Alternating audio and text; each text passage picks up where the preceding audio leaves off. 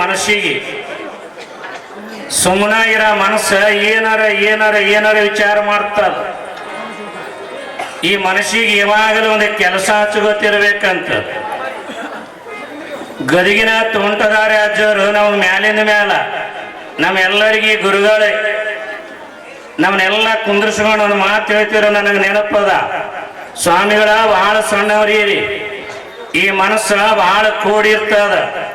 ಬರೀ ಒಬ್ಬರ ಇರಬೇಡ್ರಿ, ಏನಾರ ಕೆಲಸ ಹಾಕೋರಿ. ಅವರೇ ನಮಗೆ ಸಾಲಿ ಮಾಡಾಕ, ಅನಾಥಾಶ್ರಮ ಮಾಡಾಕ, ಜನರ ಮಧ್ಯದಾಗಿರಾಕ, ಈ ಪುರಾಣ ಹೇಳಾಕ, ಇದನ್ನೆಲ್ಲ ಹಚ್ಚದವ್ರ ನಮಗ ಗದಗಿನ ತುಂಟದಾರ ನೆನಪಿಟ್ಕೊತೀವಿ. ಸುಮ್ಮನೆ ಇರಬಾರ್ದು.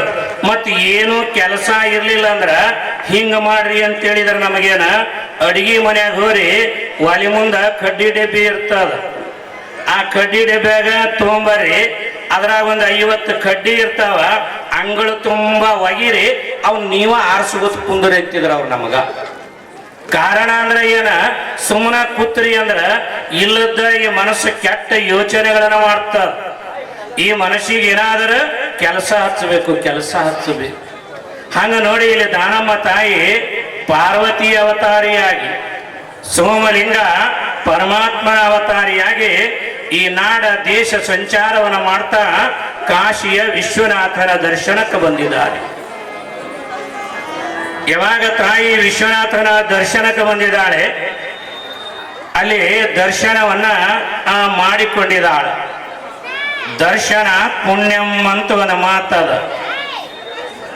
ಎಲ್ಲದಕ್ಕಿಂತಲೂ ಲಾಭ ಎದುರಾಗದ ಅಂದ್ರ ದರ್ಶನದಾಗದ ಅಂತ ಹಿರಿಯರು ಹೇಳ್ತಾರ. ಈಗೇನಿಲ್ಲಿ ವೇದಿಕೆಗೆ ಬಂದಿರಲ್ಲ, ನಿಮ್ಮೆಲ್ಲರಿಗೆ ಶರಣ ಸ್ವಂತ ಮಹಂತರ ಸ್ವಾಮಿಗಳ ಪೂಜ್ಯರ ದರ್ಶನ ಆಗತ್ತದ. ಇದರ ಲಾಭಕ್ಕಿಂತಲ ಇನ್ನೊಂದು ಲಾಭ ಏನು ಇಲ್ಲಂತ. ಹಂಗ ಇಲ್ಲಿ ದರ್ಶನದ ಲಾಭನ ಬಹಳ ದೊಡ್ಡದಿರುವಂಗ ಆ ತಾಯಿ ದರ್ಶನವನ್ನು ಮಾಡಿಕೊಂಡಿದ್ದಾಳ. ಆ ದರ್ಶನವನ್ನು ಮಾಡಿಕೊಂಡಿರುವ ತಾಯಿ ಅಲ್ಲಿ ಏನು ಮಾಡಿದಾಳೆ ಅಂದ್ರೆ, ಆ ತಾಯಿಗೆ ಒಂದು ಮಾತು ಕೇಳ್ಯಾರ. ಅಲ್ಲಿ ಏನು ಕೇಳಿದ್ರಂತ, ಕಾಶಿಯಲ್ಲಿರುವಂತ ಜನ ಆ ದಾನಮ್ಮ ತಾಯಿಗೆ ಒಂದು ಮಾತು ಕೇಳ್ಯಾರ. ಏನ ಯವ, ನಿಂದು ಯಾವೂರ, ನಿನ್ನ ತಂದೆ ತಾಯಿ ಯಾರು, ನೀನು ಇಲ್ಲಿಗೆ ಯಾಕೆ ಬಂದಿದ್ದಿ, ನೀ ಮುಂದೆ ಎಲ್ಲಿಗೆ ಹೋಗ್ಬೇಕಾಗ್ಯದ ಅಂತ ಆ ದಾನಮ್ಮ ತಾಯಿಗೆ ಸಹಜವಾಗಿ ಒಂದು ಮಾತು ಕೇಳಿದ್ರಲ್ಲಿ.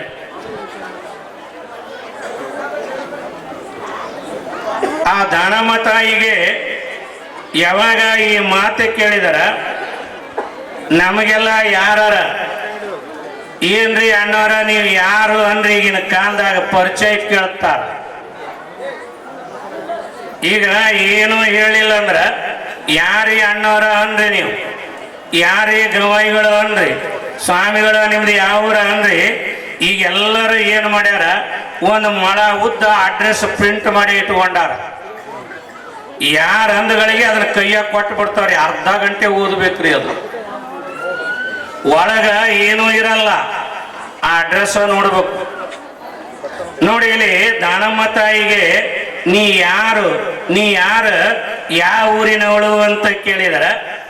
ನಮ್ಮ ನಿಮ್ಮಂಗ ಹೇಳಿದಳೆ, ನಾ ಇಂಥ ಊರ, ನಾ ಇಂಥ ಶ್ರೀಮಂತಳ, ನಾನು ಈಗ ಆಗ ಏನು ತಂದ ಕೊಚ್ಕೊಂಡಳೆ ಏನು ತಾಯಿ. ಆಕೆ ಹೇಳ್ತಾಳ, ನಾನು ಬ್ರಹ್ಮಾಲಯದಿಂದ ಉಮರಾಣಿಗೆ ಬಂದೀನಿ. ಮಾತು ಹೆಂಗವ ನೋಡಿ, ನಮ್ಮ ಮಾತ ಬೇರೆ, ತಾಯಿಯ ಮಾತ ಬೇರೆ. ನೀನು ಯಾವೂರ ಏನು ಅಂತ ಕೇಳಿದ್ರ ಆಕೆ ಅಂತಾಳ, ಬ್ರಹ್ಮಾಲಯದಿಂದ ಉಮರಾಣಿಗೆ ಬಂದೀನಿ, ಶಿವನ ಆಜ್ಞೆಯಂತೆ ಸಂಚರಿಸುತ್ತಾ ಇಲ್ಲಿಗೆ ಬಂದೀನಿ. ನಾ ಮುಂದ ಎಲ್ಲಿಗೆ ಹೋಗ್ಬೇಕಾಗ್ಯದ ಇನ್ನೂ ಗೊತ್ತಾಗಿಲ್ಲ ಅಂದಳಂತ ಆಕೆ. ಇದು ಒಂದ ಮಾತು ತಿಳ್ಕೋರಿ. ಅವರಲ್ಲಿ ಎಂಥ ಮಾತಿನ ಆ ಪರಿ ಅದ ನೋಡ್ರಿ. ಒಂದೊಂದು ಮಾತ ಎಷ್ಟು ಕೆಲಸ ಕೊಡ್ತಾವ್ರಿ. ಇವತ್ತು ಈ ವೇದಿಕೆಯ ಮುಂದುಗಡೆ ನೀವೆಲ್ಲ ಕುಂತಿದ್ಯಾಕ, ಒಂದು ಒಳ್ಳೆಯ ಮಾತಿಗಾಗಿ. ನಮ್ಮ ಮನೆ ಮುಂದ ಕೂಲಿ ಕೊಟ್ರ ಆಳು ಕುಂದ್ರಲ್ಲಾಗ್ಯಾವ. ಇಂಥ ದಿನಮಾನದಾಗ ಈ ಬಜಾರದಾಗ ಇಟ್ಟು ಹೈರಾಣದಾಗ ಚಳಿಗಾಲದಾಗ ಇಲ್ಲಿ ಬಂದು ಎದಕ್ ಕುಂತೇವೆ, ಒಂದು ಒಳ್ಳೆಯ ಮಾತಿಗಾಗಿ. ಮಾತು ಕಲಿಯಬೇಕು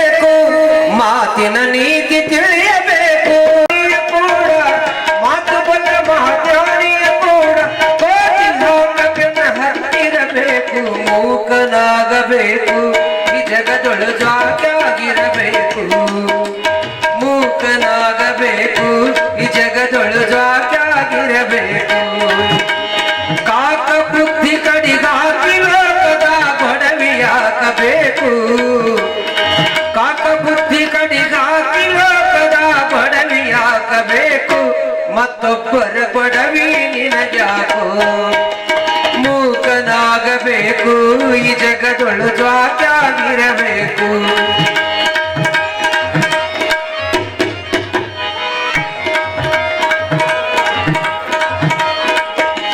ತತ್ವ ತಿಳಿಯಬೇಕು ತತ್ವದ ಅರ್ಥ ಕಲಿಯಬೇಕು ತತ್ವ ಕಲಿಯಬೇಕು ತತ್ವದ ಅರ್ಥ ತಿಳಿಯಬೇಕು ತತ್ವಬಲ್ಲ ಮಹಾಜ್ಞಾನಿಯ ಕೂಡ ತತ್ವಬಲ್ಲ ಮಹಾಜ್ಞಾನಿಯ ಕೂಡ ಕತ್ತಿ ಹಾಂಗ ಬೆನ್ನ ಹತ್ತಿರಬೇಕು ಮೂಕನಾಗಬೇಕು ಈ ಜಗದೊಳು ಜಾಗ್ಯಾಗಿರಬೇಕು ಮೂಕನಾಗಬೇಕು ಈ ಜಗದೊಳು ಜಾಗ್ಯಾಗಿರಬೇಕು ಈ ಜಗದೊಳು ಜಾಗ್ಯಾಗಿರಬೇಕು ಇದನ್ನ ಅಲ್ಲಮ ಪ್ರಭುದೇವರು ಹೇಳ್ತಾರೆ ಮಾತೆಂಬುದ ಜ್ಯೋತಿರ್ಲಿಂಗ ಅಂತ ಹೇಳೋದು ಮಾತುಗಳ ಆಡಿದ್ರೆ ಹೆಂಗಿರ್ಬೇಕ ಲಿಂಗ ಹೌದ ಹೌದ ಹೌದು ಅನ್ಬೇಕ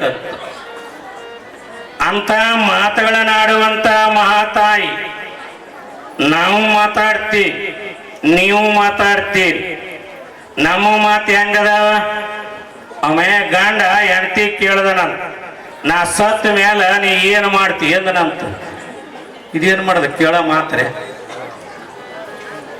ಕಾರಣ ನಿಮಗ ಮಾತುಗಳು ಹೇಗಿರ್ತವೆ ಅನ್ನೋದಕ್ಕೆ ಕೇಳ್ತೀನಿ ನಾನಾ ನಮೂನಿ ಮಾತಾಡೋರದಾರ ಮೊನ್ನೆ ನಮ್ಮ ಈ ಮಾತಿನ ಬಗ್ಗೆ ಹೇಳ್ಕೋತ ಹೋದ್ರ ಸಾವಿರ ಸಾವಿರ ವಿಚಾರಗಳನ್ನ ಇಲ್ಲಿ ಕೇಳ್ತೀವಿ ಅದಕ್ಕೆ ಇಲ್ಲಿ ಬ್ರಹ್ಮಾಲಯದಿಂದ ಉಮರಾಣಿಗೆ ಬಂದೀನಿ ಶಿವನಾಜ್ಞೆಯಂತೆ ಸಂಚರಿಸ್ಲಿಕ್ಕತ್ತೀನಿ ಮುಂದ ಎಲ್ಲಿಗೆ ಹೋಗ್ಬೇಕು ಅನ್ನೋದ ಗೊತ್ತಿಲ್ಲ ಅನ್ನುವ ಮಾತುಗಳನ್ನು ಹೇಳಿದ್ರಂತ ಮಹಾತ್ಮರ ಮಾತಿನೊಳಗ ಏನೋ ಒಂದು ಗಮ್ಮತ್ತು ಇರ್ತದ ಏನೋ ಒಂದು ಅರ್ಥ ಇರ್ತದ ತಿಳ್ಕೋಬೇಕು ನಾವು ಒಟ್ಟ ಅಥಣಿಯ ಮುರುಗೇಂದ್ರ ಸ್ವಾಮಿಗಳ ಮಠಕ್ಕ ಯಾವನೋ ಒಬ್ಬ ನಂದಾದೀಪ ತಗೊಂಡೋಗಿದ್ದ ನಾನು ಇದನ್ನಯ್ಯಪ್ಪ ನಿಮ್ಮ ಮಠದಾಗ ಬೆಳಕಾಗಿ ಇರ್ಲಿ ಅಂತ ಹೇಳ್ದ ನಾನು ಆಗ ಅಪ್ಪವ್ರು ಹೇಳ್ದಾರಂತ ಬೆಳಕ ಇಲ್ಲಿ ಬೇಕಾಗಿಲ್ಲ ನೀನು ಮನ್ಯಾಗ ಬೇಕಾಗ್ಯದ ಒಯ್ದು ಮನ್ಯಾಗ ಹಚ್ಚಿಡು ಅಂದ್ರಂತ ಅಪ್ಪವ್ರ ಮಹಾತ್ಮರ ಮಾತಿನೊಳಗ ಏನಾದರೂ ಒಂದು ಅರ್ಥ ಇರ್ತದೆ ಆದ್ರೆ ಯಾರ್ಯಾರು ಹೆಂಗ ತಿಳ್ಕೋತಾರ ಅರ್ಥ ಅವ್ರಿಗೆ ಹಂಗ ಆಗ್ತದ ಒಮ್ಮೆ ದೇವತೆಗಳ ರಾಕ್ಷಸರು ಕೂಡಿ ಸಮುದ್ರ ಮಥನ ಮಾಡಿದ್ರಂತ ಸಮುದ್ರವನ್ನ ಕಡಿಯುತ್ತಾರ ಆ ಸಮುದ್ರವನ್ನ ಕಡದಾಗ ಅಮೃತ ಬತ್ತಂತ ಆ ಅಮೃತವನ್ನ ನಾ ಕುಡಿತೀನಿ ಅಂತ ದೇವತೆಗಳು ನಾ ಕುಡಿತೀನಿ ಅಂತ ರಾಕ್ಷಸರು ಇಬ್ಬರಿಗೆ ಜಗಳ ಚಾಲು ಐತಿ ಮಾತನ್ನ ಹೇಳ್ತೀನಿ ಅವಾಗ ಗುರುಗಳ ಏನ್ ಹೇಳಿದ್ರ ಬೃಹಸ್ಪತಿ ಗುರುಗಳ ಹತ್ತಿರ ಹೋಗ್ತಾರೆ ಅವರಿವರಿಗೆ ದ ಅಂತ ಆಶ್ರಮ ಮಾಡಿರ್ತಾರೆ ದ ಅಂತೇಳಿ ಆಶೀರ್ವಾದ ಮಾಡಿರ್ತಾರೆ ಇಬ್ಬರು ನನಗ ನಿನಗ ಅನ್ಬೇಕಾದ್ರ ಕೊನೆಗೆ ಗುರುಗಳು ಹೇಳಿದಾರ ನಾ ಹೇಳದಂಗ ಯಾರ ನಡ್ಕೋತೀರಿ ಅವರಿಗೆ ಈ ಅಮೃತ ಕೊಡ್ತೀನಿ ಅಂದ್ರು ಹೇಳ್ರಿ ಗುರುಗಳ ಅಂದ್ರು ಮೊದಲ ರಾಕ್ಷಸರ ನಮಗ ಬೇಕು ಅಮೃತ ನಾವು ಕುಡಿತೀವಿ ನಮಗ ಹೇಳ್ರಿ ಅಂದ್ರು ಆಗ ಗುರುಗಳು ಏನ್ ಮಾಡಿದ್ರು ಬೃಹಸ್ಪತಿಯರ ಹಿಂಗ ಕೈ ಮುಂದ ಮಾಡ್ರಿ ನಿಮ್ಮ ಕೈಯಾಗ ಒಂದ ಬೇಸನ ಉಂಡಿ ಕೊಡ್ತೀರಿ ಆ ಉಂಡಿನ ಚೆಲ್ಲಾರ್ದಂಗ ಒಂದು ಉಂಡಿನ ಹಾಳು ಮಾಡ್ಲಾರ್ದಂಗ ನೆಲಕ್ಕೆ ಬೀಳಲಾರ್ದಂಗ ಯಾರು ತಿಂತೀರಿ ಅವ್ರಿಗೆ ಈ ಅಮೃತ ಅಂತ ಹೇಳಿದ್ರು ಅವ್ರು ಹಿಂಗ ರಾಕ್ಷಸರ ಕೈ ಮುಂದೆ ಮಾಡಿದ್ರು ಈ ಮೊಳಕೈಗೆ ಏನ್ ಮಾಡಿದ್ರ ಬಿದರ್ ಹಾಕಿ ಕಟ್ಟಿದ್ರ ಅವ್ರು ಬಿದರ್ ಹಾಕಿ ಕಟ್ಟಿದ್ರು ಕೈ ಮನಸಾಕ ಬರಲಾರ್ದಂಗ ಬಿದರ್ ಹಾಕಿ ಕಟ್ಟದ್ರ ಕೈಯಾಗ ಒಂದು ಉಂಡಿ ಇಟ್ರ ಎಲ್ಲರೂ ಇದನ್ನ ತಿಂದ್ರಪ್ಪ ನೀವ್ ಇದನ್ನ ಚೆಲ್ಲಾರ್ದಂಗ ತಿಂದ್ರಿ ಅಂದ್ರ ಹಾಳು ಮಾಡ್ಲಾರ್ದಂಗ ತಿಂದ್ರಿ ಅಂದ್ರ ನಿಮಗೆ ಈ ಅಮೃತ. ಅವಾಗ ಮೊದಲ ಕೈ ಹಿಂಗ ಹಿಡ್ದಾರ ಕೈ ಮತ್ತೆ ಕಟ್ಟ್ಯಾರ ಹಿಂಗ ಆಗದ್ರಾಗ ಉಂಡಿ ನೆಲಕ್ಕೆ ಬಿದ್ದು ಹಾಳಾಗಿ ಹೋಯ್ತು. ಅದ ಎರಡನೇ ಪಾಳೆ ದೇವತೆಗಳಿಗೆ ಬತ್ತು. ಆ ದೇವತೆಗಳ ಇದನ್ನೆಲ್ಲ ನೋಡಿದರ ಅವ್ರಿಗಿನ ಕೈ ಮುಂದೆ ಮಾಡಿಸದರ, ಅವ್ರ ಕೈಗಿನ ಬಿದರ್ ಹಾಕಿ ಕಟ್ಟದರ. ಆ ದೇವತೆಗಳು ಹೆಂಗ್ ಕೂತ್ರು ಅಂದ್ರ ಒಬ್ಬನ ಕೈ ಒಬ್ಬನ ಬಾಯಿಗೆ ಬರಂಗ ಕೂತ್ರ ಅವ್ರು. ಒಬ್ಬನ ಕೈ ಒಬ್ಬನ ಬಾಯಿಗೆ ಬರಂಗ, ಇವನ ಕೈಯ ನುಂಡಿ ಅವತ್ತಿಂದ, ಅವನ ಕೈಯ ನುಂಡಿ ಇವತ್ತಿಂದ, ಹೀಗೆ ಆ ಉಂಡಿ ಚೆಲ್ಲಾರ್ದಂಗ ತಿಂದ್ರ ಈ ಅಮೃತ ದೇವತೆಗಳಿಗೆ ಮುಟ್ಟುತ್ತದ ಅಂತ ಹೇಳಿದ್ರಂತ. ನಾ ಯಾಕೆ ಹೇಳೀನಿ, ಯಾರ್ಯಾರ ಮಾತುಗಳನ್ನ ಹೆಂಗ ಅರ್ಥ ಮಾಡ್ಕೊಳ್ತಾರ ಅವರವರಿಗೆ ಅದರ ಲಾಭಗಳು ಆಗ್ತಾವ. ಅದಕ್ಕೆ ಇಲ್ಲಿ ಯಾವಾಗ ಆ ಮಹಾತಾಯಿ ಹಿಂಗ ಹೇಳಿದಳ, ಆ ಮಾತಿನ ಅರ್ಥನೇ ಅವ್ರಿಗೆ ಆಗಲಿಲ್ಲ. ಒಂದೊಂದು ಮಾತ ಎಷ್ಟು ಪರಿಣಾಮ ಕೊಟ್ಟವ ನೋಡಿ. ಕಲ್ಯಾಣದಾಗ ಇಡೀ ಒಂದು ಮಾತ ಕಲ್ಯಾಣದ ಕ್ರಾಂತಿಗೆ ನಾಂದಿ ಆಗ್ತದ. ಬರೀ ಒಂದು ಮಾತು. ಬಸವಣ್ಣ ಹಿಂಗ ಹೋಗುವಾಗ ಹರಳಯ್ಯ ಹಿಂಗ ಬರುವಾಗ ಅಲ್ಲಿ ಹರಳಯ್ಯ ಏನಂದ, ಶರಣ ಬಸವಣ್ಣನವರೇ ಅಂದ. ಶರಣವು ಬಸವಣ್ಣನವರೇ ಅಂದ್ರ ಹರಳಯ್ಯ ಏನಂದ, ಅವಾಗ ಬಸವಣ್ಣವ್ರ ಏನಂದ್ರು, ಹೊರಳಿ ಶರಣವು ಶರಣಾರ್ಥಿ ಹರಳಯ್ಯನವರಿ.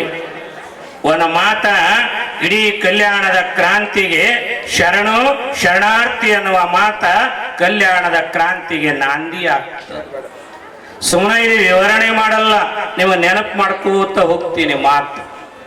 ಇಲ್ಲೇ ಮಡಿವಾಳಪ್ಪ ಅದಾನ, ನೀವು ಕೇಳಿದ್ರಿ. ಈಗ ನಮ್ಮ ಗವಾಯಿಗಳು ಹಾಡಿದ್ರಲ್ಲ, ಮೂಕನಾಗಬೇಕ ಮಾತು ಬಲ್ಲನ ಕೂಡ ಕೂತಿ ಹಂಗ ಬೆನ್ನ ಹತ್ತಿರಬೇಕು, ಮಾತಿಗೆ ಎಟ್ಟು ಬೆಲೆ. ಅವನ ಮಾತು ಕೇಳಾಕ ನಾನಾ ನಮನಿ ಜನ ಬರ್ತಿದ್ರಿ, ನಾನಾನು ಶರಣ ಸಂತರು ಬರ್ತಿದ್ರು. ಒಮ್ಮೆ ಮಡಿವಾಳಪ್ಪ ಅವನ ಮಾತು ಕೇಳಾಕ ಚೆನ್ನೂರಿನ ಜಲಾಲ್ ಸಾಬ ಬರ್ತಿದ್ದ, ಕೈನೂರಿನ ಕೃಷ್ಣಪ್ಪ ಬರ್ತಿದ್ದ, ಕಡ್ಲೇವಾಡ ಸಿದ್ದಪ್ಪ ಬರ್ತಿದ್ದ, ಅರಳಗುಂಡಿಗೆ ಬಸಲಿಂಗ ಮಗವರ್ತಿ ಬರ್ತಿದ್ದಳ, ಅಂಕಲಿಗೆ ಬಸಲಿಂಗಯ್ಯ ಬರ್ತಿದ್ದ. ಹೀಗೆ ನಾಡಿನ ಮೂಲೆ ಮೂಲೆಯ ಜನಗಳ ಆ ಮಡಿವಾಳಪ್ಪನ ಹತ್ತಿರ ಬರ್ಬೇಕಾದ್ರ ಮಡಿವಾಳಪ್ಪ ಅವನ ಮಾತು ಹೇಳಿದನಂತ. ಏನ್ ಹೇಳ್ದವ, ಹಿಂಗ ಅನುಭವ ಮಾಡುವಾಗ ಒಂದು ಮಾತು ಹೇಳ್ದ, ಏನ ನಾಳೆಗೆ ಇಲ್ಲೇನ ಬರ್ತೀರಲ್ಲ, ಬರುವಾಗ ನಾ ಅನ್ನುವ ಅಕ್ಷರದಿಂದ ಒಂದು ಹಾಡ ಬರ್ಕೊಂಬರ್ರಿ ಅಂತ ಹೇಳ್ದ. ನಾನು ಅಕ್ಷರ ನಿಮಗೆ ಯಾಕೆ ಹೇಳಕತ್ತೀನಿ, ಒಂದು ಅಕ್ಷರ ಒಂದು ಶಬ್ದ ಎಷ್ಟು ಪರಿಣಾಮ ಕೊಡ್ತದ ನೋಡಿ. ಮಡಿವಾಳಪ್ಪ ಎಲ್ಲರಿಗೂ ಹೇಳ್ದ, ನಾನು ಅಕ್ಷರದಿಂದ ಒಂದು ಹಾಡ ಬರ್ಕೊಂಬರ್ರಿ ಅಂದ. ಅಂದ್ರ ಇಲ್ಲಿ ನಾ ಅಂದ್ರ ಸೊಕ್ಕ ಆಗ್ತದ, ನಾ ಅಂದ್ರ ಧಿಮಾಕ್ ಆಗ್ತದ, ನಾ ಅಂದ್ರ ಅಹಂಕಾರ ಆಗ್ತದ. ಇಲ್ಲಿ ಮಡಿವಾಳಪ್ಪ ಹೇಳ್ತಾನ, ನಿಮ್ಮ ಹಾಡ ನಾನು ಅಕ್ಷರದಿಂದ ಆರಂಭ ಆಗ್ಬೇಕು, ಬೇರೆ ಅಕ್ಷರಗಳಿಂದ ಆರಂಭ ಆಗಬಾರದು. ನಾನು ಅಕ್ಷರದಿಂದ ಆರಂಭ ಆಗ್ಬೇಕಂದಾಗ ಎಲ್ಲರೂ ಹೋಗ್ತಾರ. ಮಾರನೆಯ ದಿನ ಎಲ್ಲರೂ ಬರ್ಕೊಂಡು ಬರ್ತಾರ. ಏನು ಬರ್ಕೊಂಬಂದ್ರ ಮಡಿವಾಳಪ್ಪ ಕೇಳದ, ನಾ ಹೇಳಿದ ಹಾಡಗಳು ಬರ್ಕೊಂಬಂದಿರಿ. ಅವಾಗ ಕೈನೂರಿನ ಕೃಷ್ಣಪ್ಪ ಹೇಳ್ದ, ಯಪ್ಪ ಬರ್ಕೊಂಬಂದಿ, ಏನು ಬರ್ಕೊಂಬಂದಿರಿ ಓದಂಗ. ಚೆನ್ನೂರಿನ ಜಲಾಲ್ ಸಾಬ್ ಕೇಳ್ದ, ಯಪ್ಪ ಬರ್ಕೊಂಬಂದೀನಿ. ಕಡ್ಲೇವಾಡ ಸಿದ್ದಪ್ಪ ಕೇಳ್ತಾನ, ನಿರಕ್ಷರಿ ಮನುಷ್ಯ, ಕಬ್ಬಲಿಗ ಜನಾಂಗದವ, ದನ ಕಾಯವ, ಬರ್ಕೊಂಬಂದೀನಿ ಅಂದ ಅವನು. ಆವಾಗ ಮಡಿವಾಳಪ್ಪ ಕೇಳಿದ ಮೇಲೆ ಒಬ್ಬೊಬ್ಬರು ಎದ್ದು ನಿಂತು ಹೇಳಿದ್ರು. ಆಗ ಕೈನೂರ ಕೃಷ್ಣಪ್ಪ ಚೆನ್ನೂರ ಜಲಾಲ್ ಸಾಬ್ ಹೇಳ್ತಾರ, ಏನು ಬರ್ಕೊಂಬಂದಿರಿ ಹೇಳ್ರಿ ಅಂದಾಗ ಆಗ ಅವ್ರು ಹೇಳಿದಾರ, ನಾ ಕಡ್ಕೋಳದ ಗುಲಾಮ, ನಾ ಅದ ಅಲ್ಲಿ ಅಹಂಕಾರ ಇಲ್ಲ, ನಾ ಕಡ್ಕೋಳದ ಗುಲಾಮ, ಸರ್ವರಿಗೆ ಮಾಡ್ತೀನಿ ಸಲಾಮ, ಗುರು ಹಾಕಿ ಕೊಟ್ಟಾನ ಜಾಗೀರ ಇನಾಮ, ತೆಗಿಬೇಡ ಇನ್ನೊಮ್ಮೆ ನನ್ನ ಹೆಸರ ಇನಾಮ. ನಾದ ಅಹಂಕಾರ ಇಲ್ಲ, ನಾದ ಇಲ್ಲಿ ಸೊಕ್ಕಿಲ್ಲ, ನಾ ಕಡ್ಕೋಳದ ಗುಲಾಮ. ಅದನ್ನ ಕಡ್ಲೇವಾಡ ಸಿದ್ದಪ್ಪಗನ ಹೇಳ್ಯಾರ. ಕಡ್ಲೇವಾಡ ಸಿದ್ದಪ್ಪಗನ ಇದ ಮಾತ ಹೇಳಿದಾಗ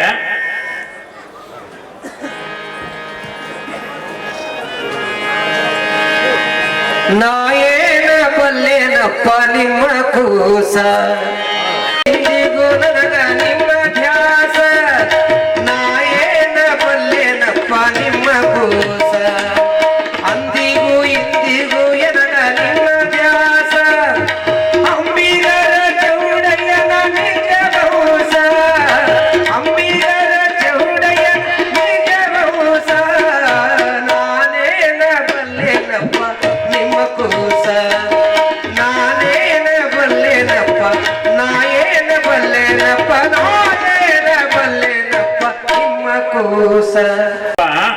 ಅಂಬಿಗರ ಚೌಡಯ್ಯನ ವಂಶಪ್ಪ.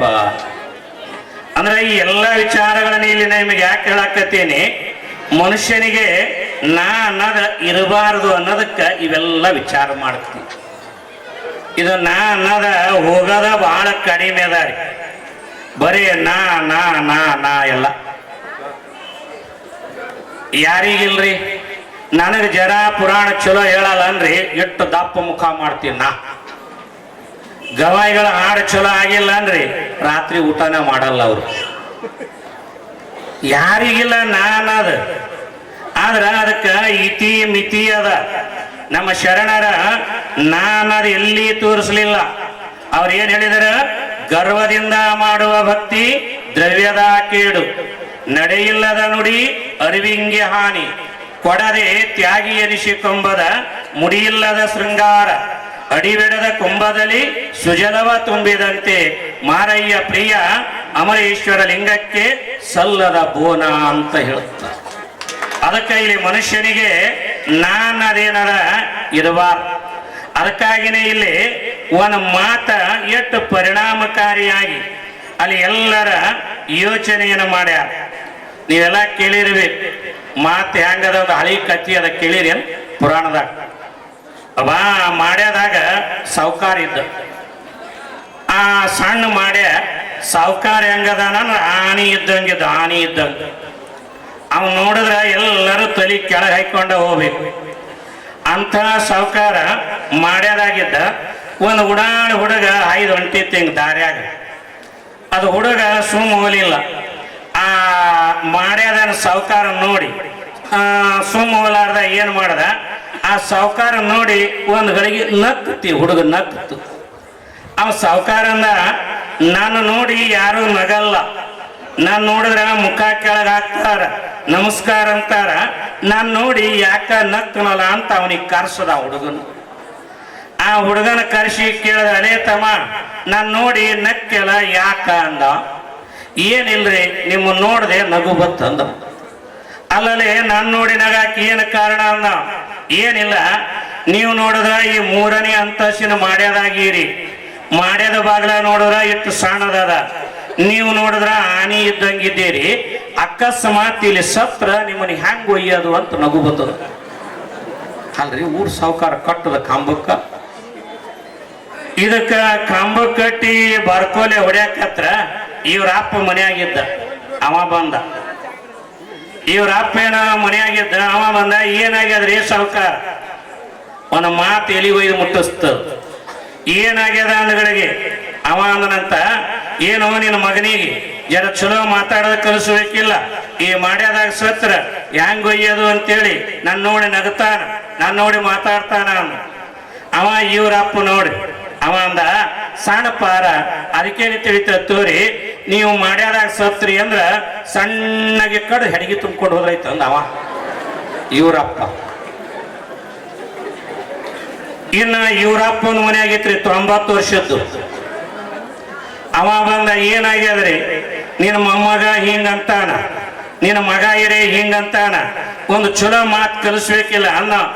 ಅವಕ್ಕೇನು ಗೊತ್ತ್ರಿ, ಇನ್ನೂ ಮುಖದ ಮೇಲೆ ಮೀಸಿ ಬಂದಿಲ್ಲ, ಸಣ್ಣ ಪಾರಗಳು ಹಂಗ ಮಾತಾಡ್ಯಾವ, ನೀವು ಸತ್ರ ಹೊರ ಒಯ್ಯೋದು ಬೇಡ, ಸಣ್ಣಗೆ ಕಡಿಯೋದು ಬೇಡ, ಇದಕ್ಕ ಎಣ್ಣೆ ಗೊಜ್ಜಿ ಹಚ್ಚಿಬಿಟ್ರೈತ ಅಂದವ ಇವ್ರಪ್ಪ.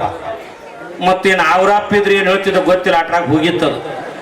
ನಾನು ನಿಮಗೆ ಯಾಕೆ ಹೇಳ್ತೀನಿ ಅಂದ್ರೆ, ಒಂದು ಮಾತ ಇಷ್ಟೆಲ್ಲ ಕೆಲಸ ಮಾಡ್ತ. ಹಂಗ ಉಮರಾಣಿಯೊಂದ ಬ್ರಹ್ಮಾಲಯದಿಂದ ಉಮರಾಣಿಗೆ ಬಂದೀನಿ ಅನ್ನೋ ಮಾತ ಅಲ್ಲಿ ಯಾರಿಗೆ ತಿಳಿಲೇ ಇಲ್ಲ, ಅವರಿಗೆ ತಿಳಿಲಿಲ್ಲ. ಕೊನೆಗೆ ಹಿಂಗ ವಿಶ್ವನಾಥನ ದರ್ಶನವನ್ನ ಮಾಡಿ ಆ ತಾಯಿ ಎಲ್ಲಿಗೆ ಹೋಗಿದ್ದಾಳೆ ಅಂತ ಕೇಳಿದ್ರೆ, ಮುಂದ ಗಂಗಾ ನದಿಯೊಳಗ ಸ್ನಾನ ಮಾಡಕ್ ಹೋಗ್ಯಾರ.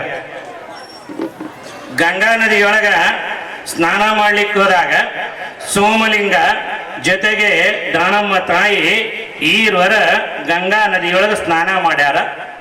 ಸ್ನಾನವನ್ನು ಮಾಡಿರುವಂತ ತಾಯಿ ಅಂಗೈಯೊಳಗ ಲಿಂಗದೇವನ ಇಟ್ಟುಕೊಂಡ ಅದೇ ಗಂಗಾ ನದಿಯ ದಂಡೆಯ ಮೇಲೆ ದಾನಮ್ಮ ತಾಯಿ ಸೋಮಲಿಂಗರ ಪೂಜೆಯನ್ನ ಮಾಡ್ಕೊಳಕತ್ಯ.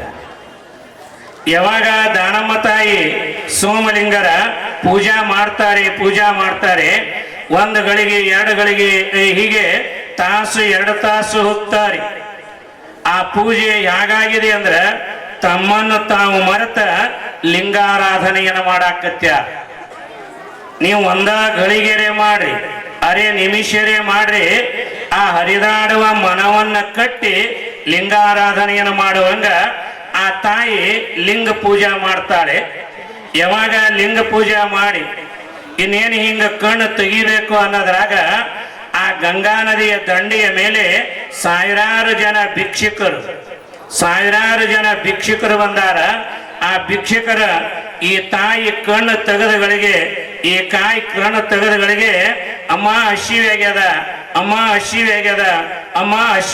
ಅಂತ ದಾನಮ್ಮ ತಾಯಿಗೆ ಅನ್ನವನ್ನು ಕೇಳಾಕತ್ಯಾರ. ಯಾವಾಗ ಮಹಾತಾಯಿಗೆ ಅನ್ನವನ್ನು ಬೇಕು ಅಂದಾಗ ಆ ತಾಯಿಗೆ ಅಲ್ಲೇನ ಅನ್ನ ಇದೆ, ಏನು ಅಡಿಗೆ ಮಾಡ್ಯಾರ, ಏನು ಪ್ರಸಾದ ಇದೆ, ಆದರೆ ಅಲ್ಲಿ ಬಂದಿರುವ ದೀನ ದಲಿತ ದುಃಖಿತರ ಅಮ್ಮ ಹಸಿವಾಗ್ಯದ ಏನಾದರೂ ಒಂದಿಟ್ಟ ಪ್ರಸಾದವನ್ನು ಕೊಡು.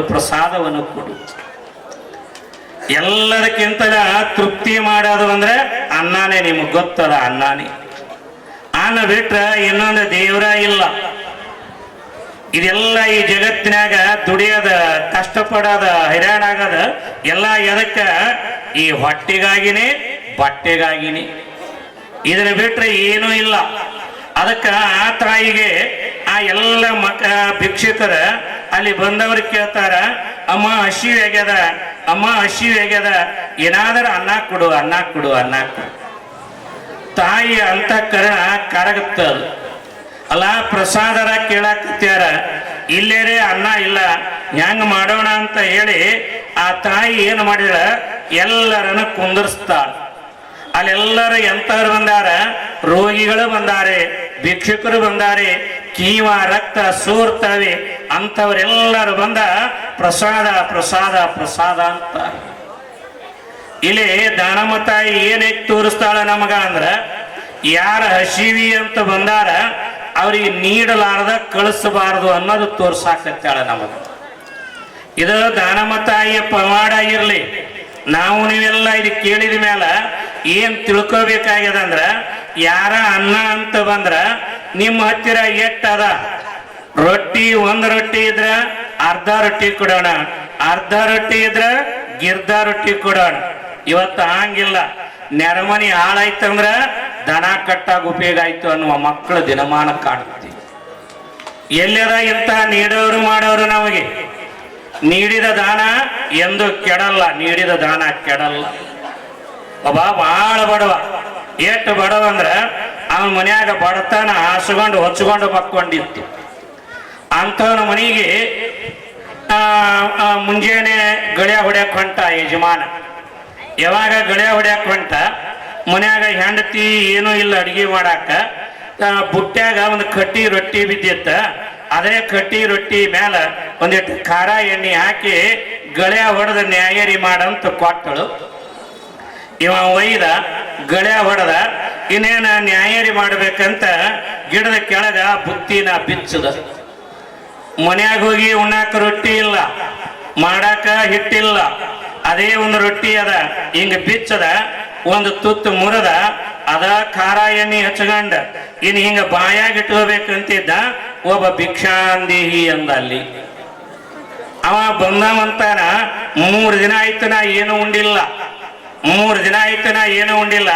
ಏನಾದ್ರೂ ಜರ ಅನ್ನ ಇದ್ರೆ ನೀಡಪ್ಪ ಅಂತ ಅವ ಅಂದ. ಈ ರೈತ ಅಂದ, ನಾನು ಇನ್ನೇ ಉಂಡೀನಿ, ಇದನ್ನ ಅವನಿಗೆ ಕೊಟ್ಟು ಬಿಡೋಣ ಅಂತೇಳಿ ಆ ಮುರಿದ ತುತ್ತ ಅದರಾಗ ಇಟ್ಟು ಬಂದವನಿಗೆ ನೀಡದ. ಅವ ಉಂಡ, ಹೋಗಿಬಿಟ್ಟ. ಇವ ಗಳ್ಯ ಹೊಡ್ಯಾಕ ಹೋದ, ಹೊಟ್ಯಾಗ ಅನ್ನಿಲ್ಲ, ಚಕ್ರ ಬರಾಕತ್ತು. ಅದ ಗಿಡದ ನೆರಳಿಗೆ ಮಲ್ಕೊಂಡ, ನಿದ್ರಿ ಹತ್ತಿ ಬಿಟ್ಟ. ಆ ನಿದ್ರಿ ಹತ್ತಿದ ಗಳಿಗ್ಯಾಗ ಏನಾಗ್ಯದ, ಒಂದು ನಾಗರ ಹಾವು ಇವನ ಕಡೆನೇ ಬಂದ. ಇವನಿಗೆ ಗಾಢವಾಗಿ ನಿದ್ರಿ ಹತ್ತಿ ಅದ. ನಾಗರ ಹಾವ ಇವನ ಕಡೆನೆ ಬಂದ ಇನ್ನೇನು ಇವನಿಗೆ ಕಚ್ಚಬೇಕು ಅಂತ ಇವನ ಸಮೀಪ ಬಂದ. ಹೀಗೆ ಬಾಲವನ್ನ ನೆಲಕ್ಕೆ ಊರಿ ಹೆಡೆಯನ್ನ ಹಿಂಗ ಮ್ಯಾಲೆ ಎತ್ತುತ್ತದೆ. ಇನ್ನು ಎಡೆಯನ್ನ ಹಿಂಗ ಎತ್ತಿ ಅವನ ಮುಖದ ಮೇಲೆ ಕಡಿಬೇಕು ಅಂತ ಹಿಂಗ ಕೆಳಗೆ ಬರ್ತದ, ಮುಖಕ್ಕೆ ಹಚ್ಚಬೇಕಂತದ. ಇನ್ನು ಕಡಿಬೇಕು ಅಂತ ಬಂದಗಳಿಗೆ ಮಧ್ಯದಾಗ ಒಂದು ರೊಟ್ಟಿ ಬಂದು ನಿಂದಿರ್ತದಂತ, ಒಂದು ರೊಟ್ಟಿ. ಕೊನೆಗೆ ಆ ರೊಟ್ಟಿಗೆ ಹಾವು ಕಡಿತದ, ಎದ್ದು ನಿಂದಿರ್ತದ. ಸಿಟ್ಟಿಗೆ ಎದ್ದಿರುವಂತ ಹಾವು ಮತ್ತೆ ಕಚ್ಚಾಕ ಬರ್ತದ, ಮಧ್ಯದಾಗ ರೊಟ್ಟಿನ ನಿಲ್ಲುತ್ತದ. ಹಿಂಗ 18 ಸಲ ನಡೆದಾರೆ. ಮನ್ಯಾಗ ಹೆಂಡತಿ ಅಂದಳ, ನನ್ನ ಗಂಡ ಯಾಕೋ ಬಂದಿಲ್ಲ, ದಿನ ಬೇಗ ಬರ್ತಿದ್ದ, ಅವನು ಯಾಕೆ ಬಂದಿಲ್ಲ ಅಂತ ಹೊಲಕ್ಕೆ ಬಂದು ದೂರದಿಂದ ನೋಡ್ತಾಳೆ. ಈ ಘಟನೆ ಕಣ್ಣಿಗೆ ಕಾಣುತ್ತ. ಹಾವರ ಕಚ್ಚಾಕ ಬರಾಕತ್ತೆ ಅದ, ಮಧ್ಯದಾಗರ ರೊಟ್ಟಿ ನಿಲ್ಲುತ್ತದ. ಯಾವಾಗ ತಾಯಿ ಸಪ್ಪಳ ಮಾಡಳ, ಆ ನಾಗರ ಹಾವು ಹೋಗಿ ಬಿಡ್ತದ. ಆ ಪ್ರಸಂಗದೊಳಗ ಆ ಗಂಡಗ ಬಂದ ಎಬ್ಬಿಸ್ತಾಳ, ಕೇಳ್ತಾಳ, ನಿಮಗೇನು ಆಗಿಲ್ಲೇನ, ನಿಮಗೇನು ಆಗಿಲ್ಲೇನಂತ. ಅವನಿಗರ ಏನೂ ಗೊತ್ತಿಲ್ಲ, ಯಾಕೆ ಏನಾಗ್ಯದ, ಯಾಕೆ ಹಿಂಗ್ಯಾಕೆ ಕೇಳಾಕತ್ತೀರಿ. ಏನಿಲ್ಲ, ಆ ನಾಗರ ಹಾವು ನಿಮಗೆ ಕಚ್ಚಾಕ ಬರಾಕತ್ತಿತ್ತ, ಮಧ್ಯದಾಗ ಒಂದು ರೊಟ್ಟಿ ಬಂದು ನಿಂದಿರ್ತಿತ್ತು, ಯಾಕೆ ಅಂದ್ರು. ಅವನಿಗರ ಏನೂ ಗೊತ್ತಿಲ್ಲ. ಅವ ಹೆಂಡತಿ ಹೇಳ್ದ, ಇವತ್ತು ಏನಾದರ ನಿನ್ನ ಹಣೆಯ ಮೇಲಿನ ಕುಂಕುಮ, ಕೊಳ್ಳೊಳಗಿನ ತಾಳಿ, ಕಾಲೊಳಗಿನ ಕಾಲುಂಗರ, ಕೈಯೊಳಗಿನ ಹಸಿರು ಬಳಿ ಏನಾದರೂ ಉಳಿದಾವಂದ್ರ ಒಂದು ಕಟ್ಟಿ ರೊಟ್ಟಿ ಎಣ್ಣೆ ಖಾರ ಅಂದವ. ಇವತ್ತು ನಿನಗೆ ಉಳಿಸಿದ ಪುಣ್ಯ ಅದೇ ಉಳಿಸಿದ ಪುಣ್ಯ ಅದ. ನಾನು ಇವಾಗ ಯಾಕೆ ಹೇಳಿದೆ, ಬಂದವರಿಗೆ ಕೈಲಾದಟ್ಟಗ ನೀಡ್ರಿ, ಬಹಳ ನೀಡಿದ್ರ ನೀಡ್ಯಾರಂತೇನಲ್ಲ. ಸೊಡರೆಣ್ಣೆ ತೀರಿದರೆ ಕೊಡನೆತ್ತಿ ಹೊಯ್ವರೆ, ಕೊಡಬೇಡ ಕೊಡದೆ ಇರಬೇಡ, ಧರ್ಮವ ಬಿಡಬೇಡವೆಂದು ಸರ್ವಜ್ಞ. ದೀಪದಾಗ ಎಣ್ಣೆ ತೀರಿದ್ರ ಕೊಡಗಟ್ಲೆನೆ ಹಾಕಬೇಕು ಅಂತಿಲ್ಲ, ಒಂದು 2 ಹನಿ ಹಾಕಿದ್ರನ ದೀಪ ಮತ್ತೆ ಪ್ರಜ್ವಲಿಸ್ತು. ಹಾಗ ಇಲ್ಲಿ ಆ ತಾಯಿಗೆ ಅಮ್ಮ ಹಸಿವೆ ಆಗಿದೆ ಎಂದಾಗ ಆ ತಾಯಿ ಅಂತಃಕರಣದೊಳಗ ಯಪ್ಪ ಒಂದು ಗಳಿಗೆ ತಡೀರಿ ಅಂತ ಹೇಳಿ ಏನು ಉಸಿಗಿನ ದಂಡಿ ಮೇಲೆ, ಗಂಗಾ ನದಿಯ ದಂಡಿಯ ಮೇಲೆ ತಾಯಿ ಪೂಜಾ ಮಾಡ್ಕೊಂಡಿಲ್ಲ.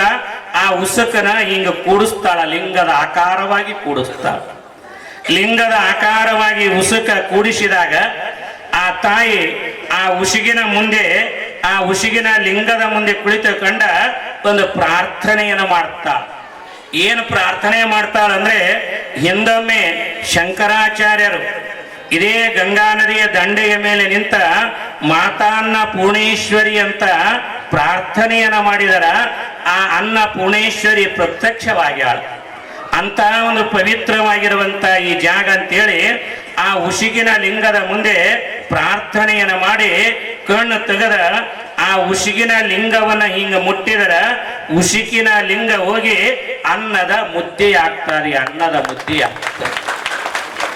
ಯಾವಾಗ ಉಸುಗಿನ ಲಿಂಗ ಹೋಗಿ ಅನ್ನದ ಮುದ್ದೆ ಆಗ್ಯದ, ಆಗ ದಾನಮ್ಮ ತಾಯಿ ಸೋಮಲಿಂಗರಿಗೆ ಹೇಳ್ದಳಂತ, ಮತ್ತ ಅನ್ನ ಆಗ್ಯದ, ಅದ್ರಾಗ ಏನಾದ್ರೂ ನೀಡಾಕ ಬೇಕಲ್ಲ, ಅಲ್ಲೇ ಗಂಗಾ ಮಾತೆ ಹತ್ತಿರ ಹೋಗಿ ಆಕೆಯ ಪೂಜೆ ಮಾಡಿ ಕೊಡದೊಳಗ ಆ ಗಂಗಾ ಮಾತೆಯನ್ನು ತುಂಬಿಕೊಂಡು ಬರ್ರಿ ಅಂತಂದ್ರ ಆ ಗಂಗೆಯ ಜಲವನ್ನ ತುಂಬಿಕೊಂಡು ಬಂದ ಆ ತಾಯಿ ಹಸ್ತ ಇಟ್ರ ಆ ನೀರು ಹೋಗಿ ಹಾಲವಾದ ಕಥೆಯನ್ನ ನಾವಿಲ್ಲಿ ಕೇಳ್ತೀವಿ.